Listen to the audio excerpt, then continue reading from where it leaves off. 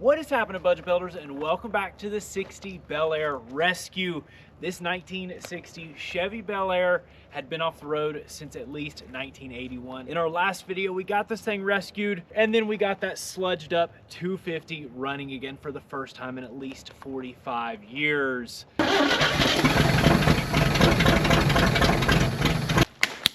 Yeah, dude.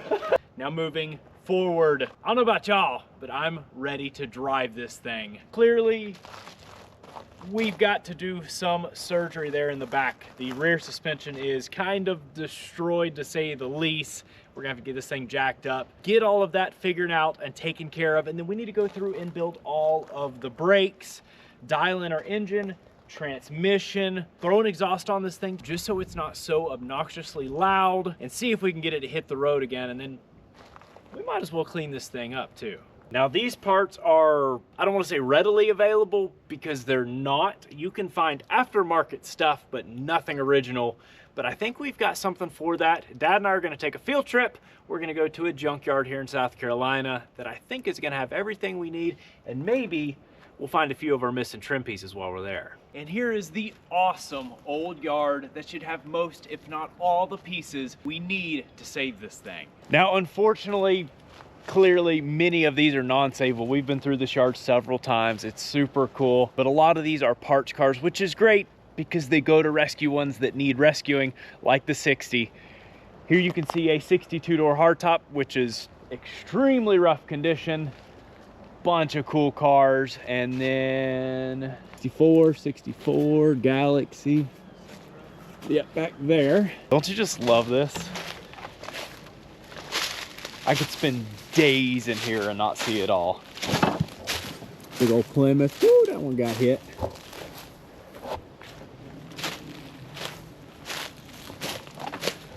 This is actually the same color. There we see some of our missing trim. It's a pretty straight grill. Got a trunk, a center trim, probably straighten that dent. Badge, it is crusty. Oh, my man.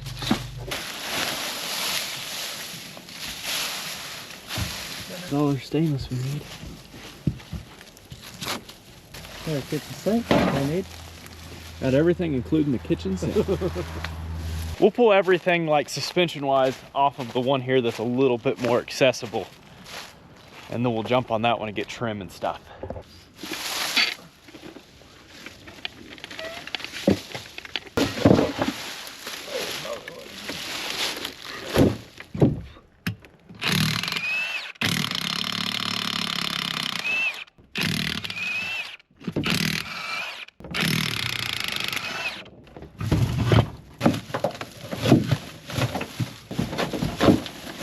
Jack stands up.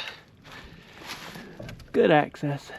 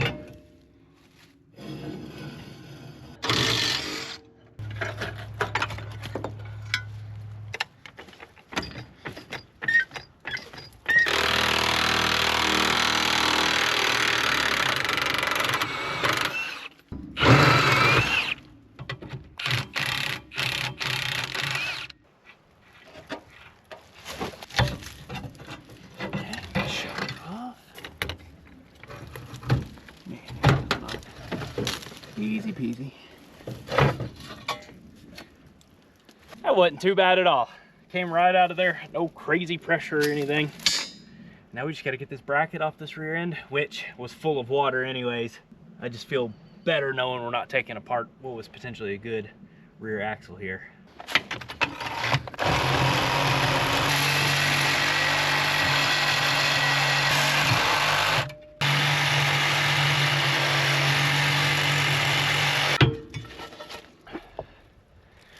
That's what we needed.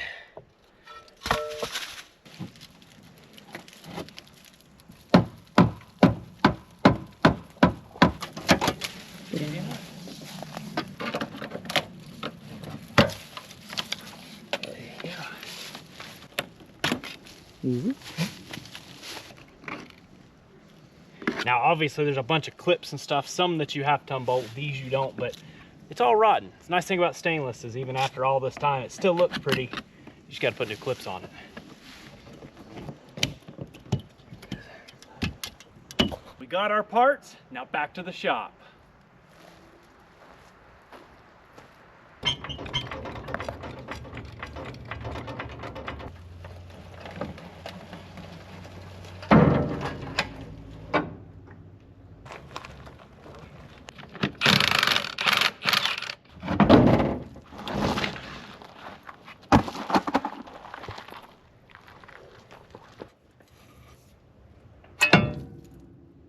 Half the backing plate is gone, but it's had a drum put on. Even part of the shock's gone. And this is rubbed all the way through, which let this fall off.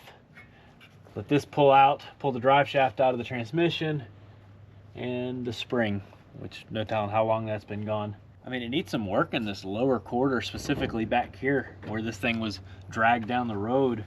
But underneath, frame is super clean. All the inner panels are structurally super sound. I mean, it's got a really, really, really good underbody. Definitely one worth saving. It's got the mud dauber cooled rear axle. It's a hot rod.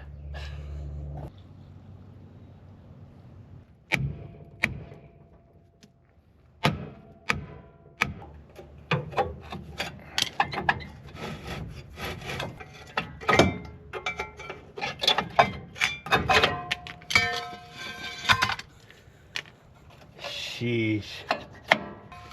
That was definitely a replacement drum, but what were they trying to do? Get all this brake stuff out of the way. I imagine those shoes are done. And that backing plate is too.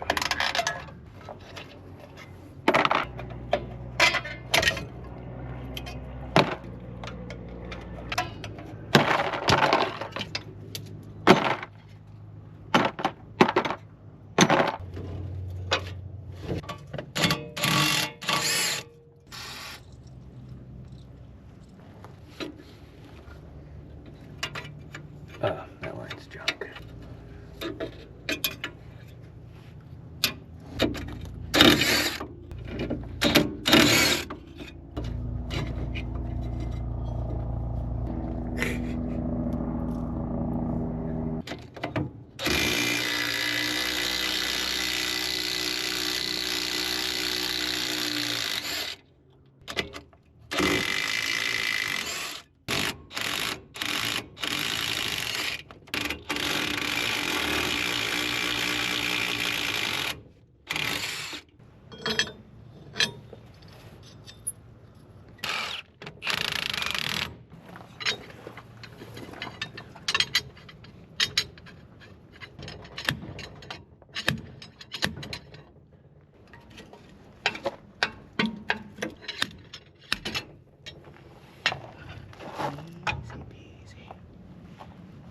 No rust. A lot of times if they're full of water, they'll be all crusty up here. The bearing feels great. I don't think we gotta undo this nut.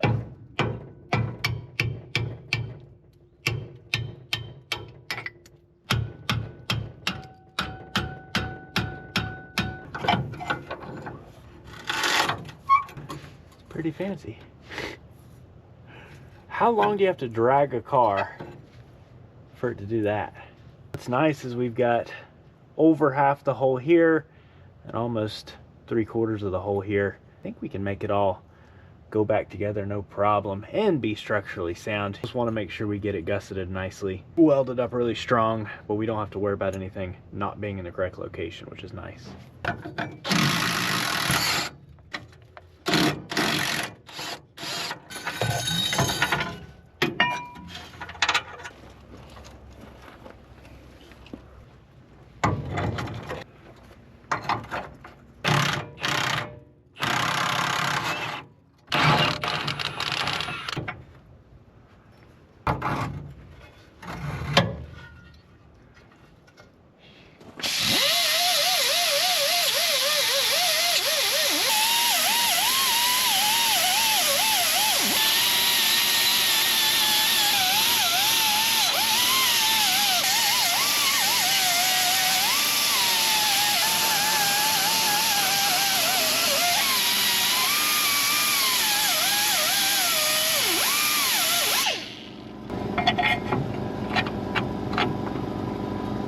it's still nice and tight. So kind of our goal here, and what's nice is nothing really got hurt other than the bottom shaved off. So structurally, everything's still sound. If we can get everything taken care of, I don't think it'll give any issues at all, and I would not feel uncomfortable driving it or anything. Now the nice thing is we have most of the hole here. So we'll cut the bottom off here, weld it in so we have the complete hole, but just to be extra safe, we're gonna take this big washer and weld it on the inside, and that will actually wrap around. This will still drop in and pull tight. And then on the outside, just so we know we have a little bit more strength because we're only 2/3 of the hole, we'll weld this big washer right here on the outside. It'll still keep our flat in there, so it'll keep its direction, and our bolt is long enough that we can put that on there and still have our lock nut and everything, and it should be just fine. Super strong. I mean, you got to think this thing is just dinkily welded onto the axle as it is in a couple places, and there's plenty going on here. We've got the entire thing just in case we needed it, but realistically I think we're going to be safer and better off doing it this way, so everything stays exactly where it is supposed to be on here. Because all of our weight goes upwards into the holes anyways, you don't have a ton of back and forth because you have another arm there. That should all work just fine.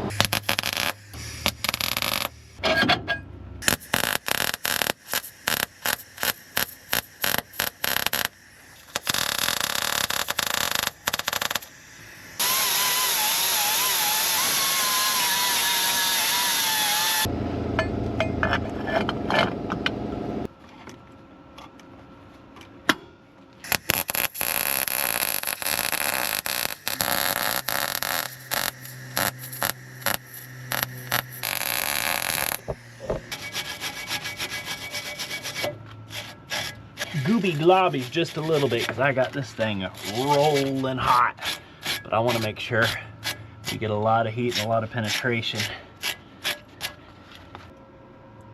One thing to remember always, of course, we're not professionals. I'm not a professional welder, but have been doing it a long time, and I feel pretty confident with a repair like that. Let's get this other side knocked out.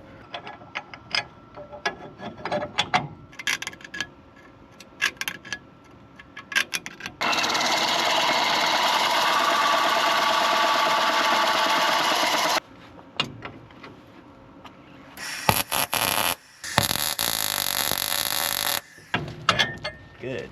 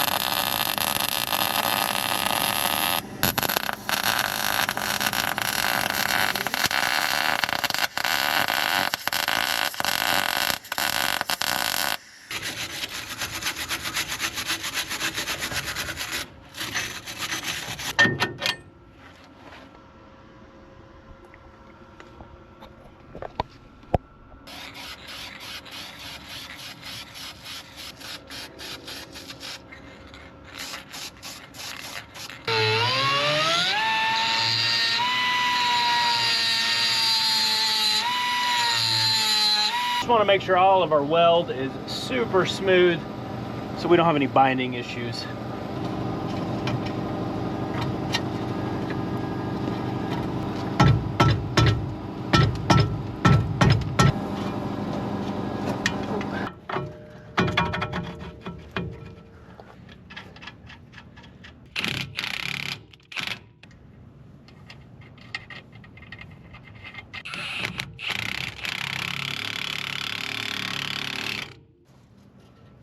Nice. So before we get everything bolted back together completely, it'd be best to get this back in the transmission. It does move, even though it has a carrier, it's a single piece kind of, so it does move forward and back, and when that rear end went all the way back, it pulled it out of the transmission. And it's been out for a long time. You can see all this surface rust. Let's sand it, Scotch-Brite it, get it super nice and clean, and then we'll get it slid back here in the transmission. 320, get it pretty nice.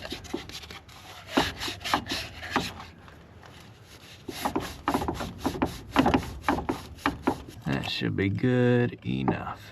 A little bit of pitting, but nice and smooth, and it's just got to keep dust out. Pull it on back.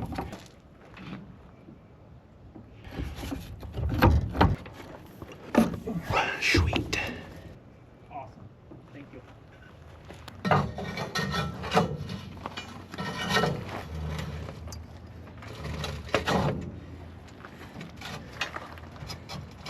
Okay. Okay.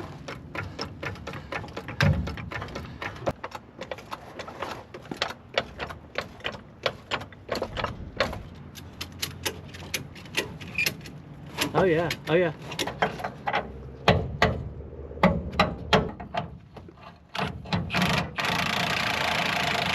This panhard bar being bent. Look, it's not sending us over. Our panhard bar is not letting us go over. Let's put a ratchet strap on that, pull that, and get that pulled back into place.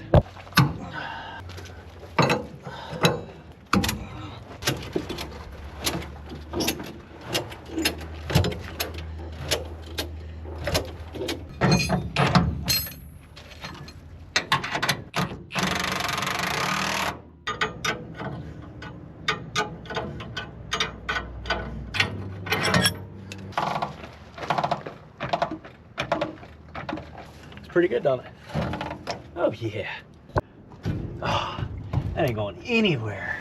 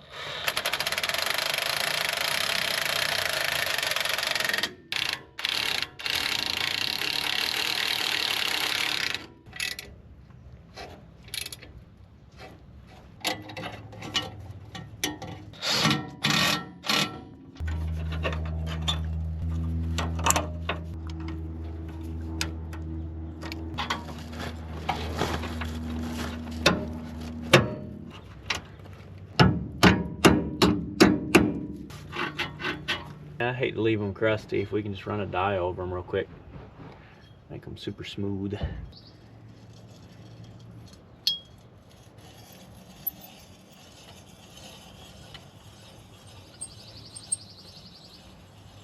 Definitely doesn't hurt.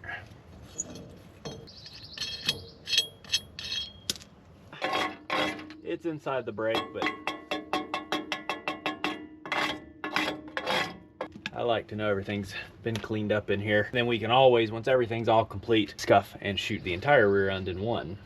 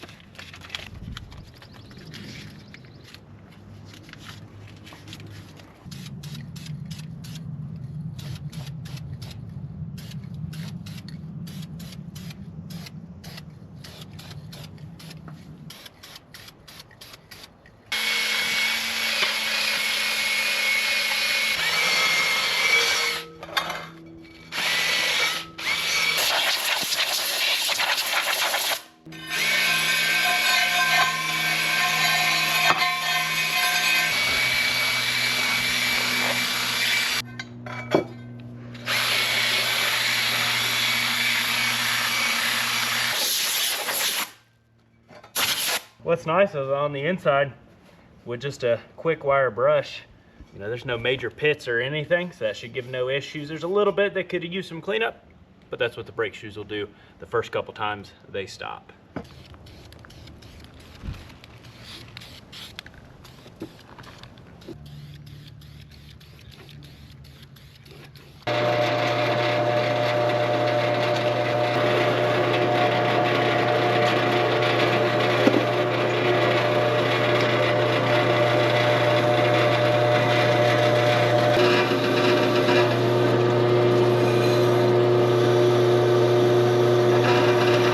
Going back together, first is our wheel cylinder.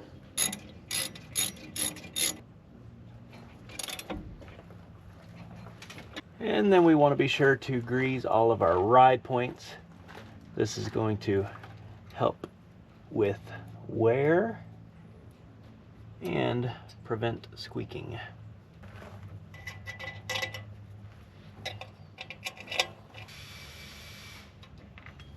One thing to remember when going back on, you've got two different sizes. It's good to remember BB or big back. That longer one will go in the rear.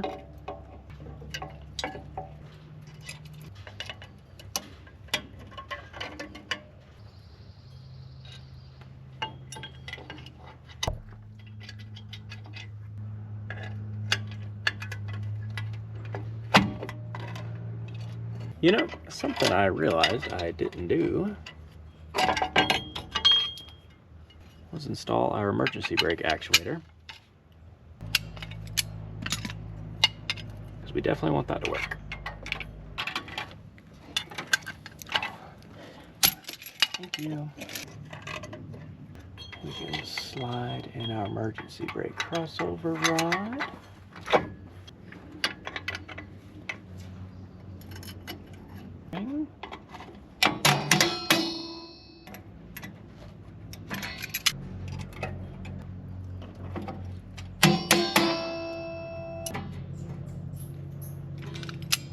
Now clearly these are fully manual, so there's no self-adjusters to install. We were able to find a adjuster that will work. Put a little grease in here now that we got it freed up. You want to make sure you locate it here where you can adjust it with the spoon from the back side. And install our spring.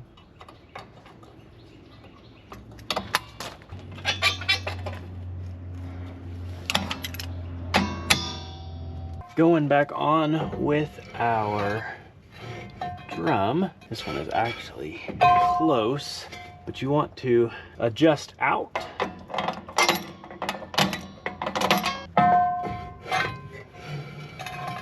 Until you're just barely scuffing.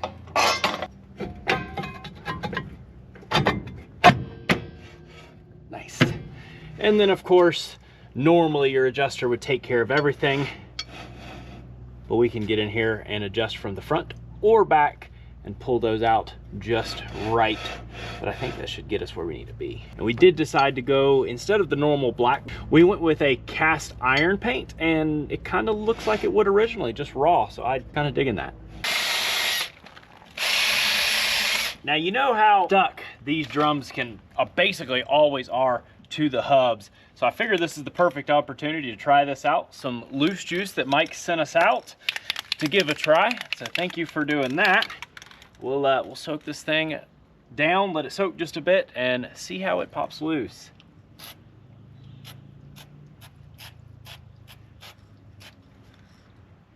Wow, that smells really good. Speaking of stuff that people sent out, I'll show you a couple things. This is some seasoned salt that Matthew sent out to us as some cornerstones. It smells really good. It's very garlicky, which is like my favorite. And we do a good bit of grilling down here, some burgers and stuff. And so this will be really cool to try out. And thank you for sending us that. Speaking of grilling out, we got to do an open house and like little grill and chill down here sometime. If we do that, if that's something you guys would maybe want to do, let us know. We'll try to come up with something and maybe create kind of a nice atmosphere to hang out, talk about cars, and grill some burgers. And the last thing that I am super excited about is somebody sent us out some cool stuff here. Ezekiel sent us out a logo drawing. Check this out, this is awesome. The 911, look at it. Color's perfect, interior matches. It's got the wing in the back. That is awesome. And he also sent us out a letter, and I just want to say thank you for watching the videos, watching the channel, taking the time to draw these and write this. These are definitely going over there on the fridge. And thank you, Ezekiel and Rachel. If you guys are ever down near upstate South Carolina, reach out to us. Ezekiel, I'll take you for a ride in that.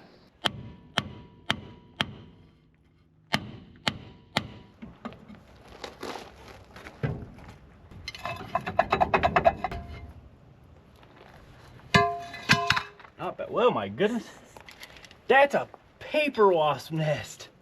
That would have messed you up. Holy moly.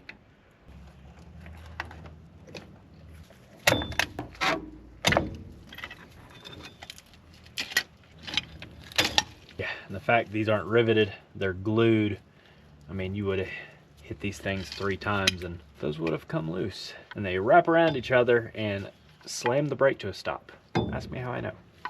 Unfortunately, just like the other side, this brake line is actually, this one looks better, but it's been completely flattened in several spots.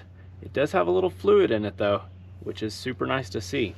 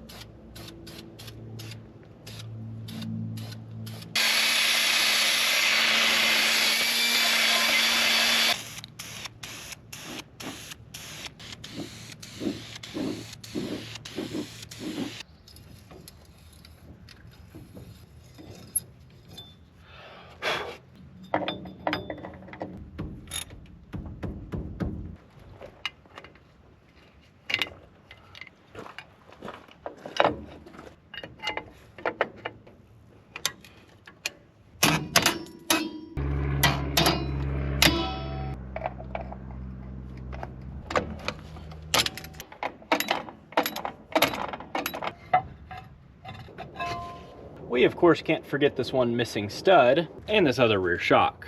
The dang spider web grabbed. That's scary. Probably brown chartreuse web. There might be a brown chartreuse in there too. Look up what brown chartreuse spider balls look like. That might be brown chartreuse spider balls. They funky. Y'all look at these things. Okay, so that's a brown widow, and they're not bad, so we'll let them hang around and eat mosquitoes.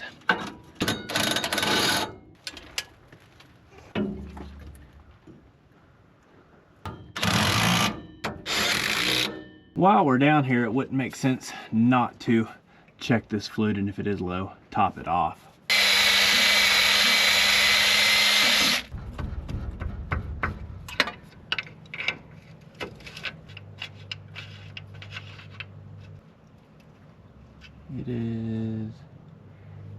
It's dark, older, but not too bad. Definitely pretty low though. It's got a drain, might as well use it. Oh yeah. No chunks of metal. That is nice. Jumping in there with the borescope. Oh man. That is pretty.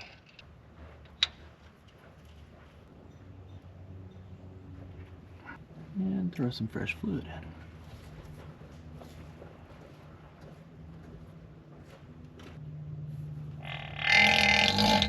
Excuse me.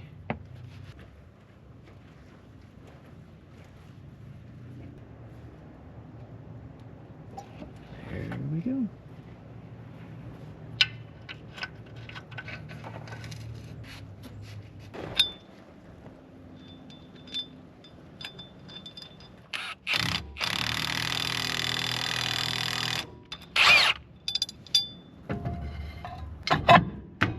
soak down the rest of these brake lines that look somewhat savable. They all look pretty good other than those rears that gave us issues. Sheesh. Not entirely positive how that tire's still holding here. Pretty fair to say this thing lived on a Georgia dirt road most of its life. We of course always prepare to change out those hoses. Not only does the rubber disintegrate, but they have metal liners in them that will rust and actually close those hoses off. And doing our fronts, of course, we've got a spindle here instead. Pop that off. It doesn't look horrendous in there. That is some super old grease. It's always great to get in here and pack your bearings, because this old grease, as soon as you start driving, literally just turns into oil.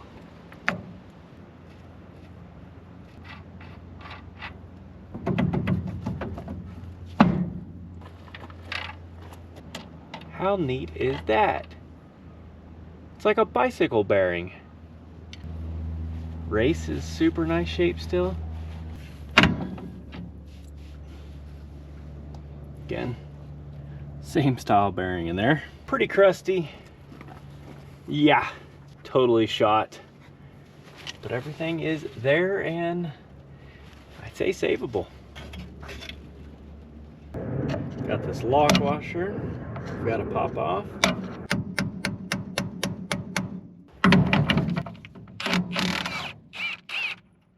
Run that off.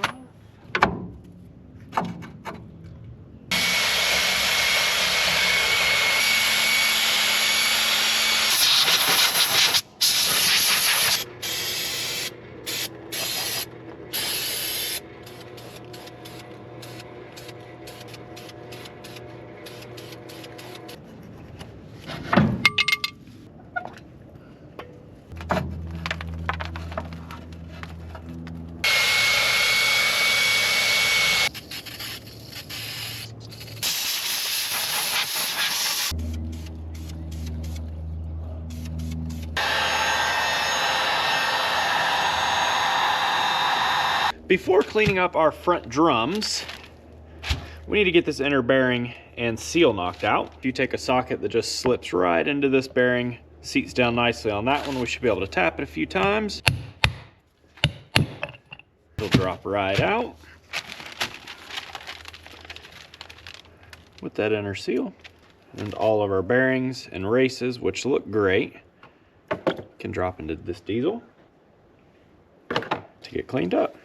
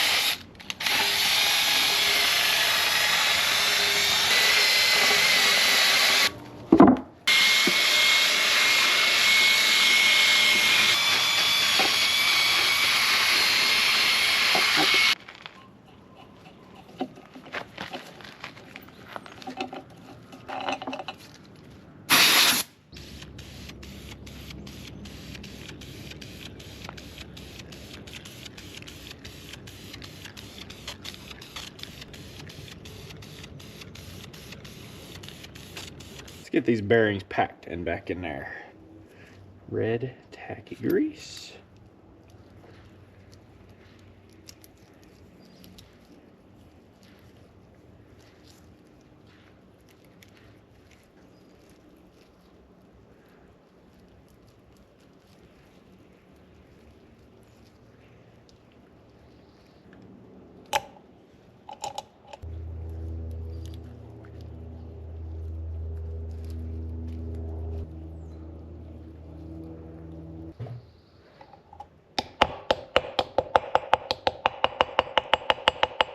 And if you all enjoyed these brake rebuilds, be sure to let us know down in the comment section. This is kind of repetitive, but methodical, and I enjoy them, and seeing this turn back into something that can be used once again, saving every little part we can. Just like the back, you've got two different sizes. Big back.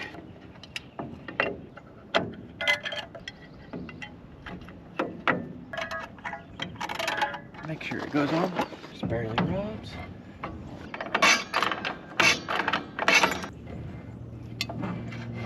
Pretty good. Slide that inner bearing in. Washer and nut. We'll run it down till it's snug. And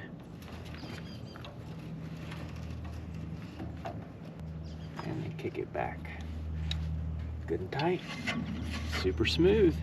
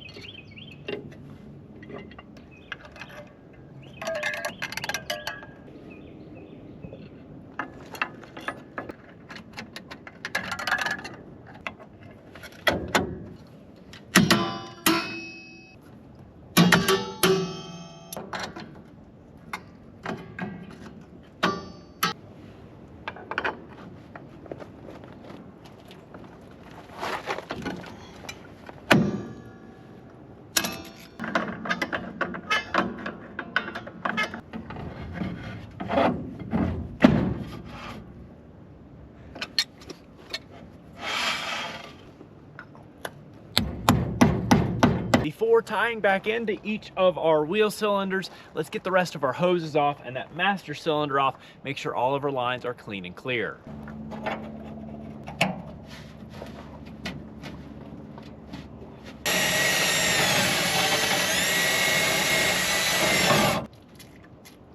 Now I want to save this line if we can because it looks really nice. It's just stuck in the nut. So what I'm going to try to do is just keep working it back and forth and seeing if we can get it to go.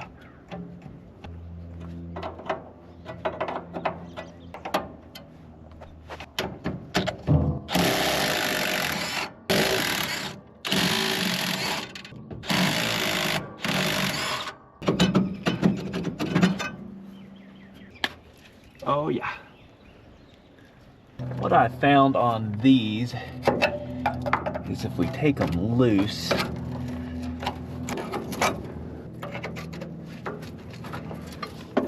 and then actually buzz the hose off,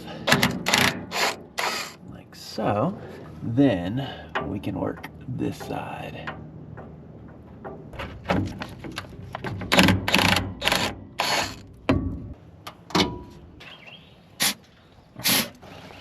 Go ahead, please. Oh, yeah. Oh! I got a face full. You gonna have a rag? Yeah, but it splooged. It's all over the camera, too.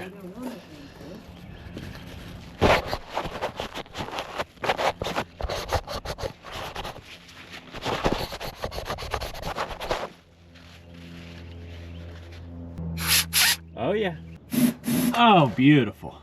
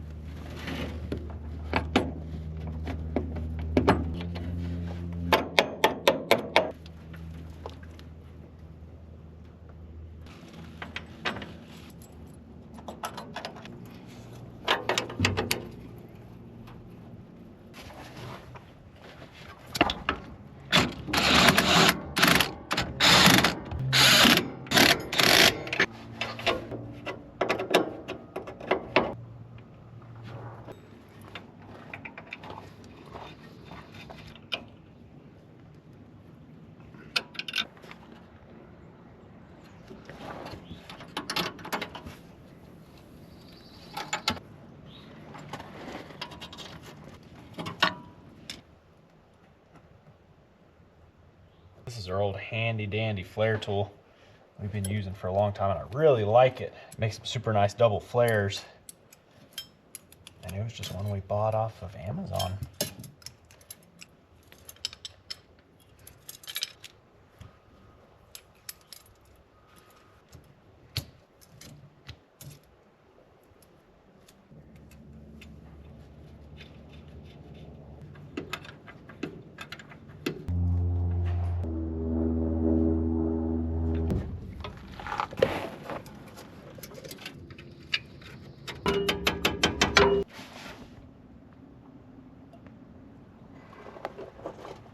Sucks it on now. So apparently this one has a fitting here for a brake light pressure switch, so we've got to stick a plug up in here.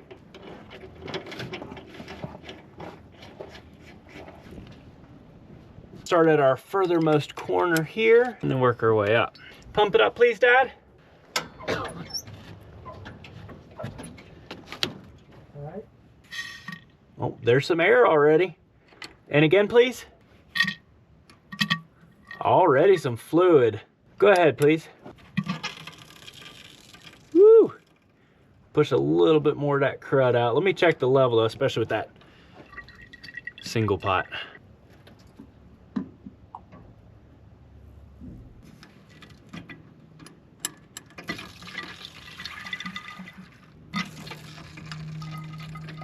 I like that. Pump it up a little bit, please. And then hit your brake. Oh yeah.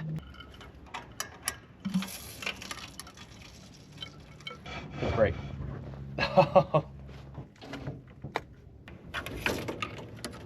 Super nice. All right, hit it. Oh, sweet. Can't beat that.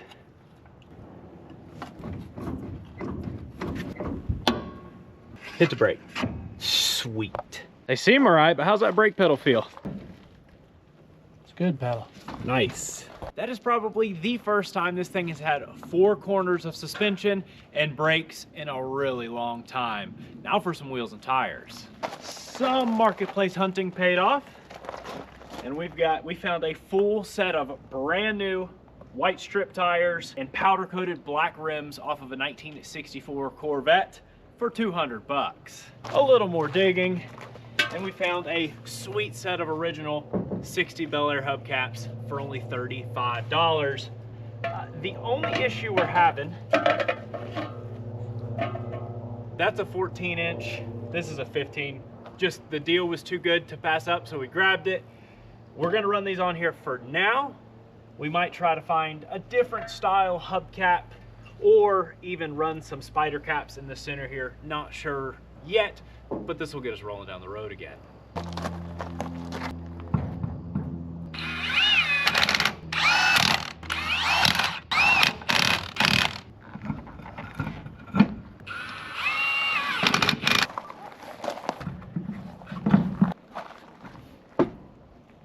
I've just noticed no dog dish provision on only one of them, so we still could run dog dish hubcaps on this thing. This is not what we'll run on this, actually what was on this car though, which is the same that was on the Nova. These are like Copo style dog dish hubcaps. Yeah, I could always get behind poverty caps.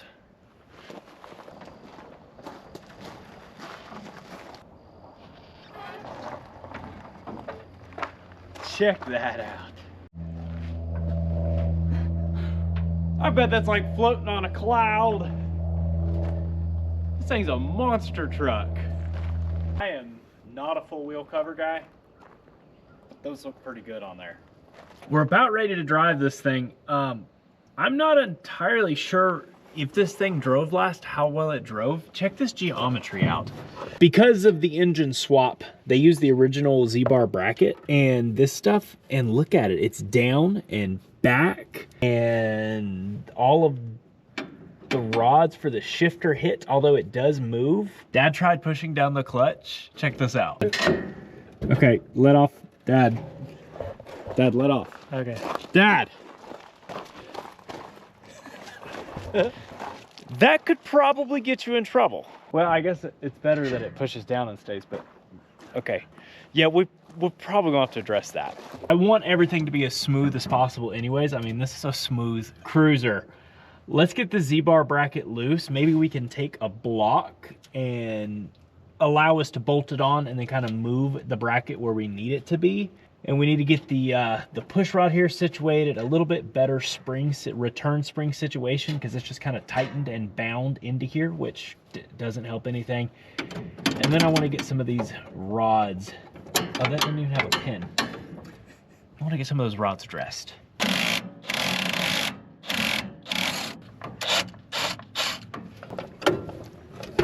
we go. So that's more where it should be. You just think we got enough of a chunk of steel? Okay.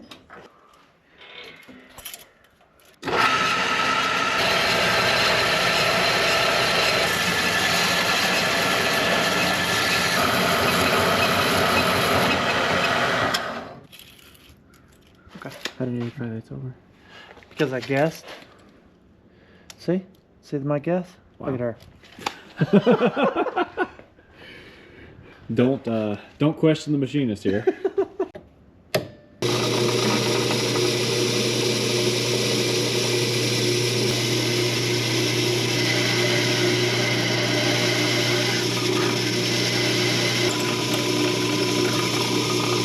Old drill press still gets the job done, don't it?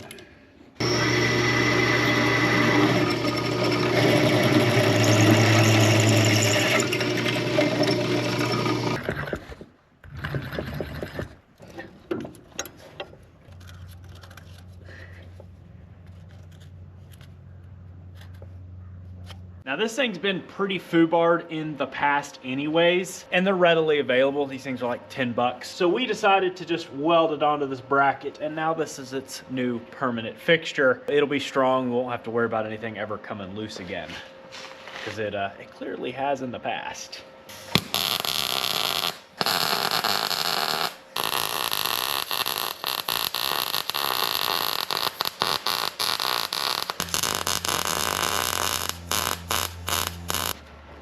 Sheesh. Yep, that ain't going anywhere.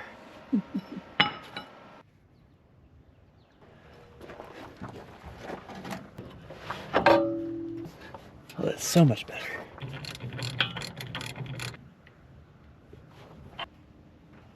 Putting the push rod on, this is the original rod for this car, and it uses a pin, whereas this one uses like a little V looking thing for the this ice probably came out of a pickup truck, because that's what it would have came on.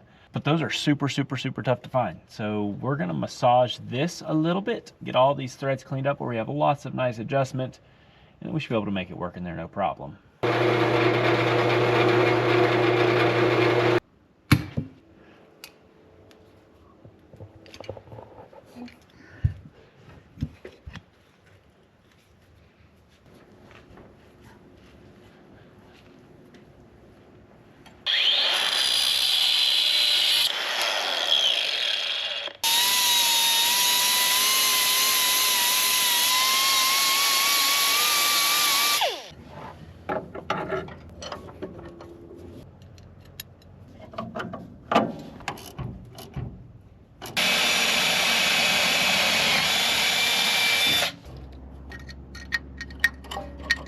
Want to see if we got a clutch now? Yeah. Oh. Sweet.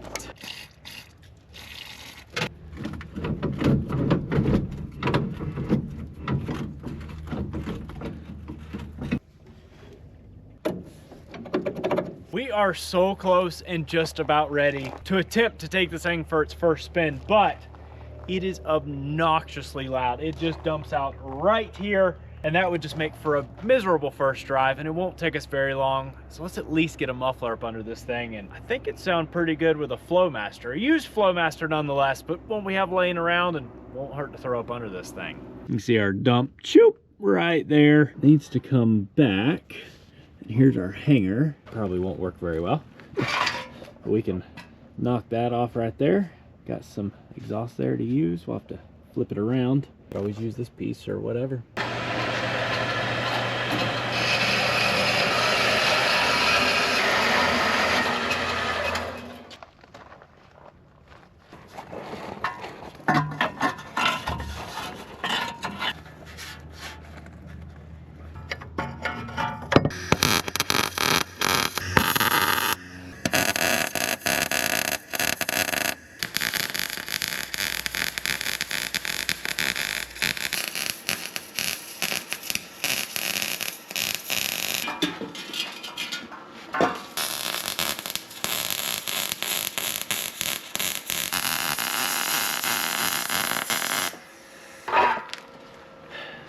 May not be the prettiest thing in the world, but it was free, and it'll get us rolling down the road.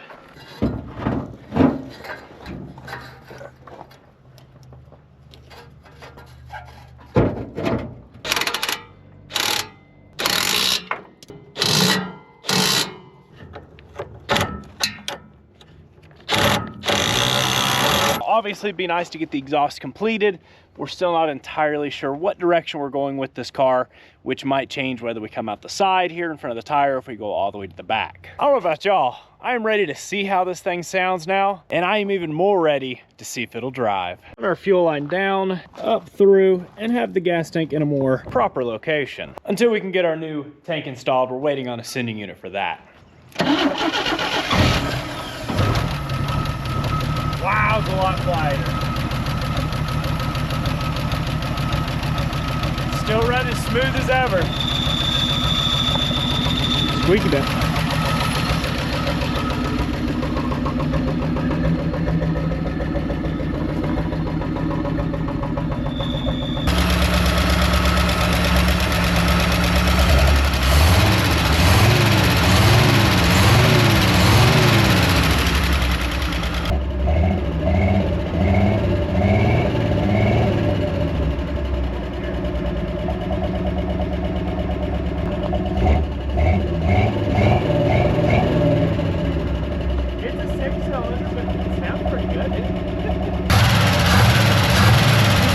So torquey.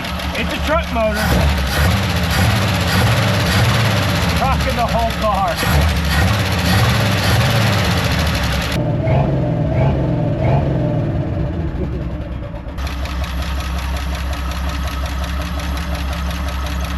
Oh, the throttle pedal's frozen. Hold on. Definitely not going to go anywhere without a throttle.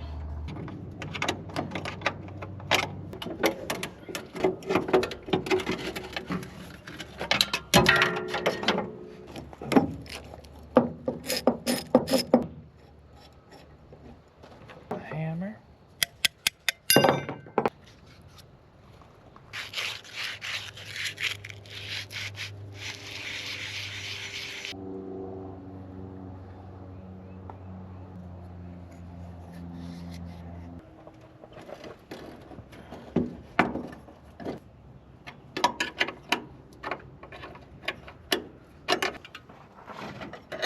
I'll have to hunt down some linkages to actually make up a nice throttle. I guess the all thread will do for now.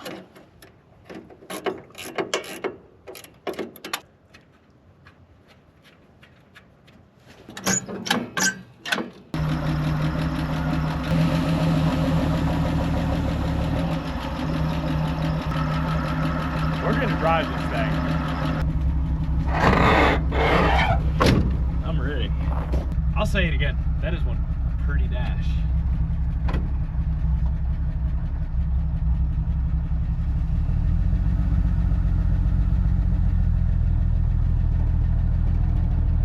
We are moving.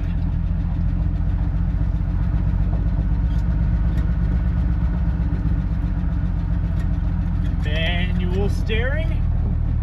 Wow, why does it rock so much? What a boat.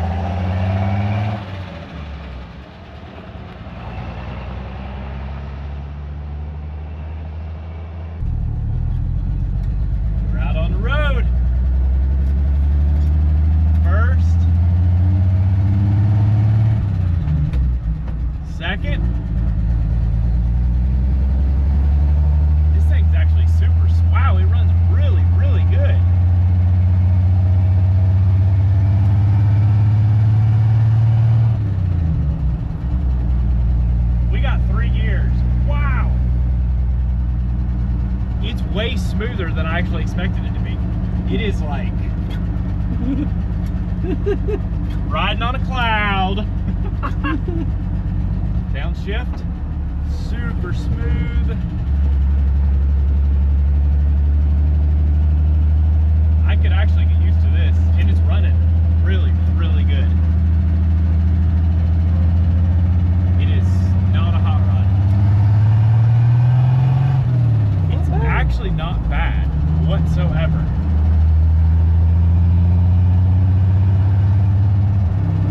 I feel like it probably pulls as strong as an original V8 60 V8 would have, like a 2-barrel or a single barrel, whatever these came with. That's really nice. Stops really well. I am genuinely surprised.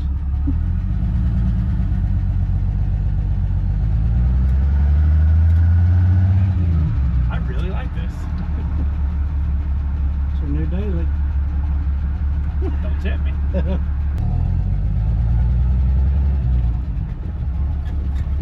The engine's getting quieter and quieter the more we drive it. I mean, it's smooth. I mean, that's all 6, super happy.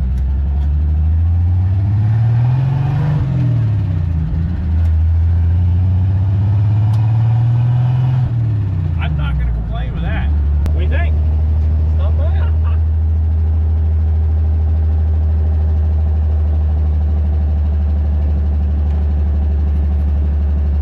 What did you do?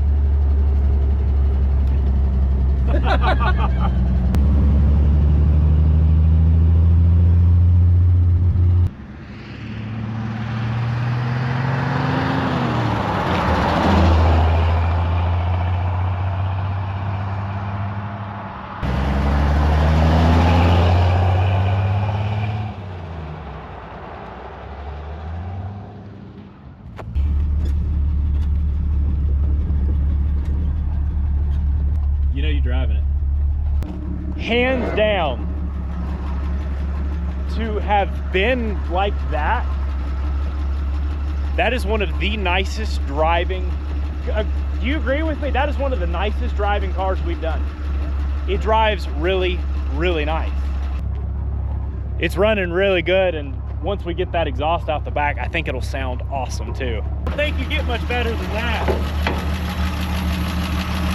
Ice cold, just getting smoother and smoother. I mean, it's still a clattery old 6-cylinder, but it's, I was gonna say potent. That's not the word. Peppy, quite peppy. We did rear shocks. Does it need fronts? Is it just, I guess these things are just that floaty.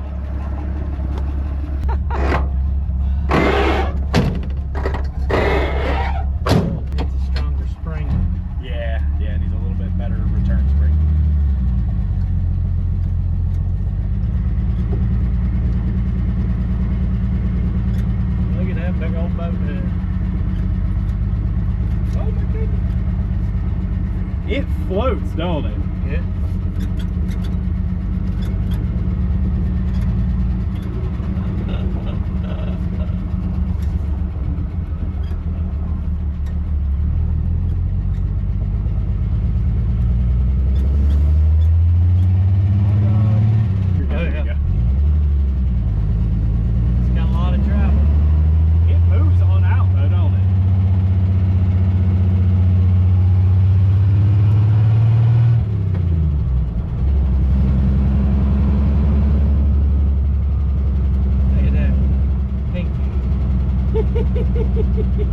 Not quite pinky. Need a strong pinky. Well, the cows are like, what are you doing?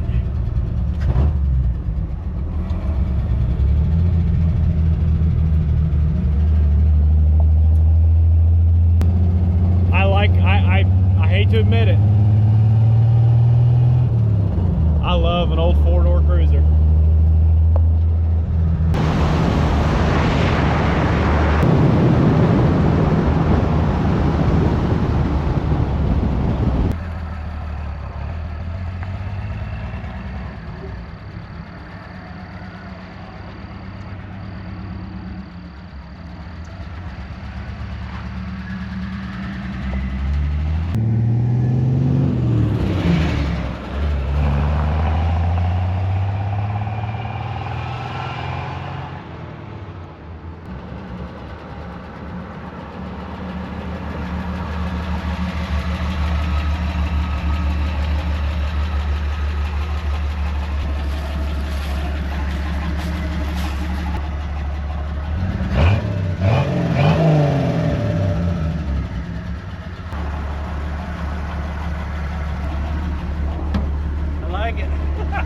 I know I say it about every single car we do.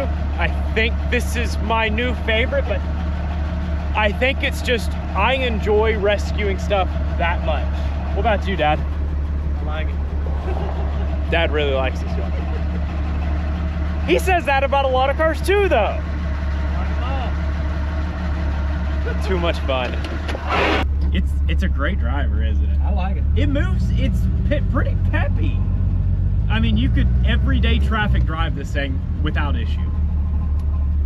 Getting out and hitting the road in this thing is no doubt so much fun. It's so cool to see this thing start coming back to life. But now it's time to clean this thing up.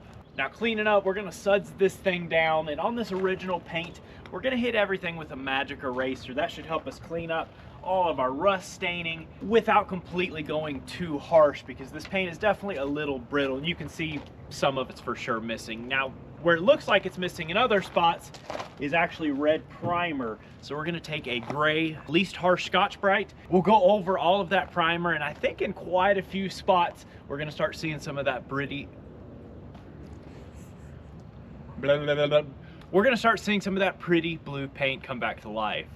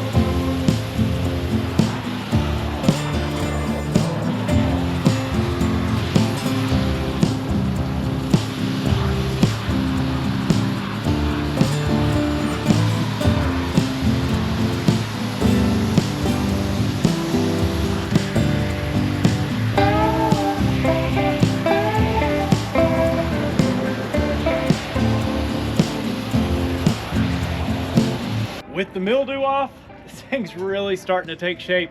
Let's see if we can liven that paint up a little bit. You always buy a bunch of cheap magic erasers, and then like I'd mentioned, that gray Scotch-Brite, which is your lightest abrasive.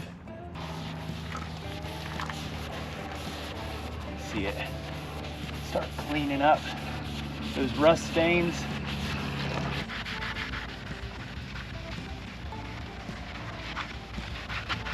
This will also help knock down that surface rust. Start with that right there.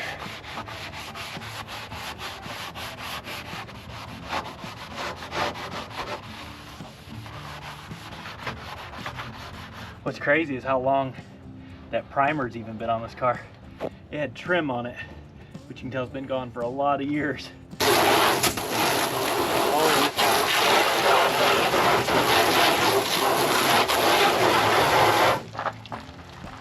That color is gorgeous.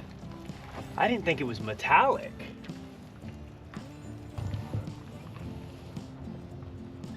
Several spots that are a little thicker as far as the primer goes, I am hitting with some 1000 grit sandpaper, but we're having to be careful. It's gonna be kind of a game of what to just hit with magic eraser, what to hit with Scotch-Brite, and what to touch up with the sandpaper.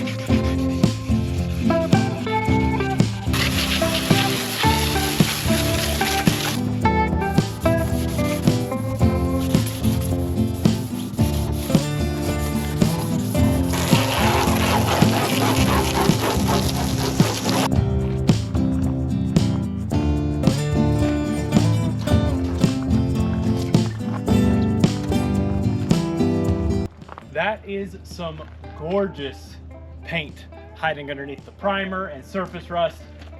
Wow, is this such a solid car? I know it's missing quite a few sections of paint, but 98% of it is just the primer underneath the paint. There's not a ton of actual rust on this car. You know what? It's a lot of effort, quite a bit of work, and some elbow grease, but it is a lot less time consuming and much more budget friendly to clean it up, at least initially, and get it back on the road instead of a paint job to begin with. It's tough to blow down and repaint every single car.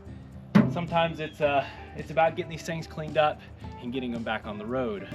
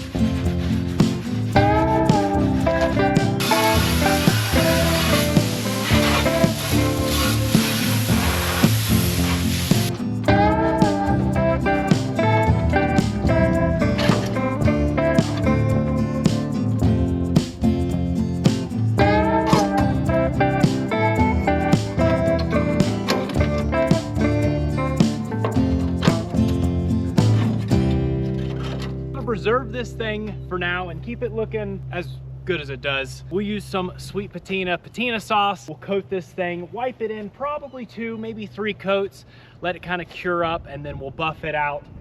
And it should keep this thing looking really, really nice. And it can always be degreased, washed up, bodyworked, and painted down the road, but this will protect it for the time being. You can see this whole rag has been well used and is nicely soaked in with this stuff. But just kind of get it on there, and then we'll just work it in. My goodness, does that bring out that paint.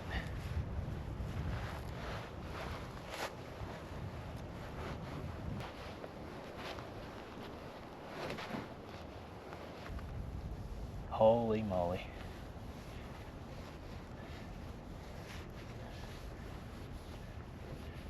Look at the primer, isn't that pretty?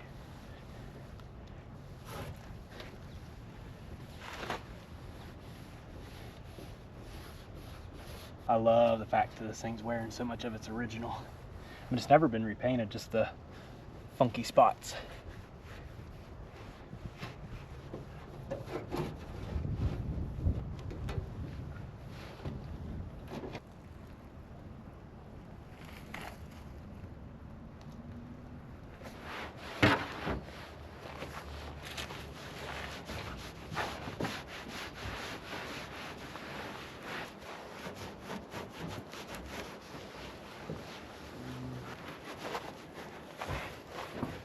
What's nice with this stuff is it dries to kind of a matte finish with just enough gloss,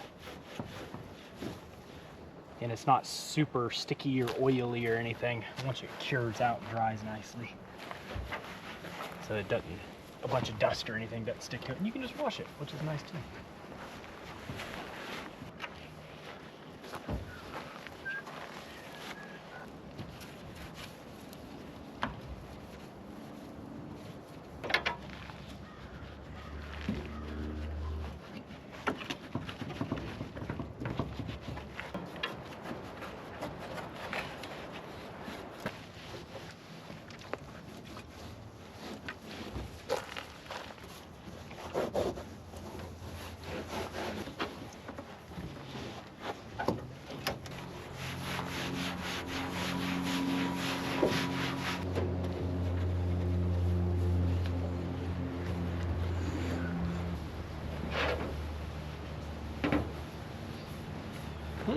Slick.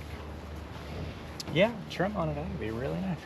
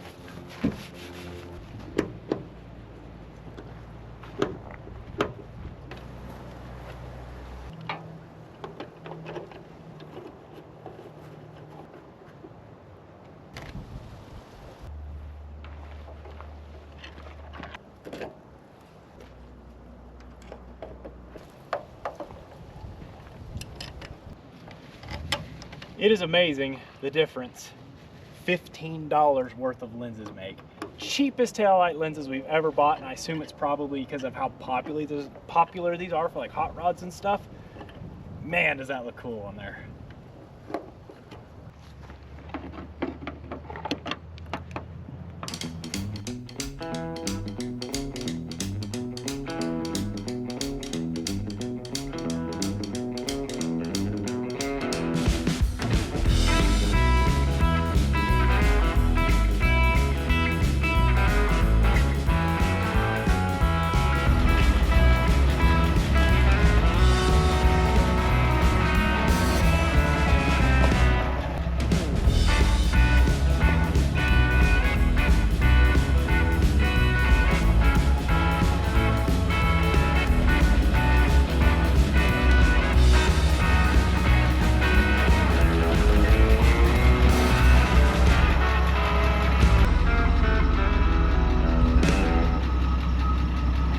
Love or hate its current look, you have got to admit that 60 Bel Air is one cool car. Man, were you cool in 1959 when you drove this thing brand new off the lot? And I mean, I imagine it's pretty close driving out like it was back then, and it's a lot of fun. It runs awesome. In fact, this thing runs so good now.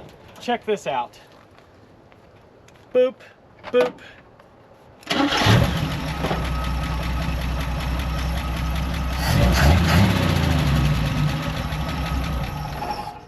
It's a Clardy old 6-cylinder, but it sounds really good, and it runs really well, and it drives really well. And there's only more to do to continue bringing this car back to life. We're waiting on all of our clips. We'll get all of the trim back on. We're of course missing this front piece here and the one little corner back there. We'll hunt those down, or if you know where we might be able to find them, please let us know. And then of course we need to decide, does this thing need an altitude adjustment to give it a bit of an attitude adjustment? I don't know. It's really neat. So much fun to drive, and it has been so much fun rescuing it to this point. If you all have enjoyed so far, be sure to let us know down in the comment section. Hit that subscribe button and notification bell to keep up with our future uploads on this rescue and our other rescues. And if you have been a part of the channel, we do appreciate it so incredibly much. We get to rescue these forgotten rides that maybe otherwise would have been scrap because of each and every one of you. So thank you. Peace out. We'll see you on the next one and catch you all on the flip side.